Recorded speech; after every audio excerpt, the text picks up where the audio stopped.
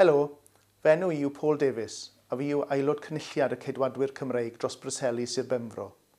Fel rhywun anwyd ac afagwyd yn y gorllewin, mae'n bleser gen i gynrychioli Bryseli Sir Benfro yn y cynulliad cenedlaethol.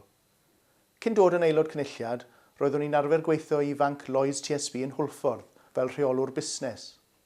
Mae busnesau ac yn arbennig busnesau bach yn holl bwysig i economi gorllewin Cymru, a dim ond trwy greu economi llwyddiannus y gallwn fforddio i wella a thalu am y gwasanaethau cyhoeddus rydym ni i gyd yn ei mwynhau.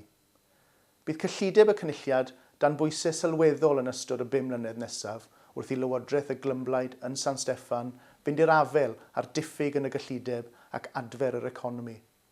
Fy mhrif flaenoriaeth yn ystod y cyfnod hwn yw diogelu gwasanaethau a statws ysbyty Llwynhelig a sicrhau bod gwasanaethau ysbyty ar gael yn lleol i bobl Sir Benfro.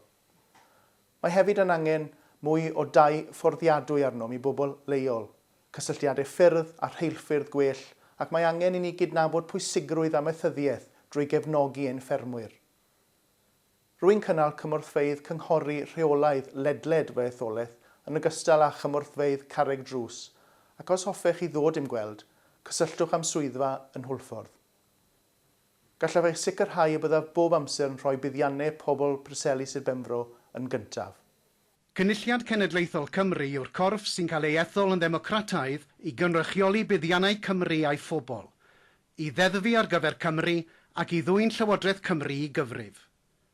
I gael rhagor o wybodaeth ac i ganfod pwy sydd yn eich cynrychioli, ewch i cynulliadcymru.org neu gallwch chi'n dilyn ar Facebook a Twitter.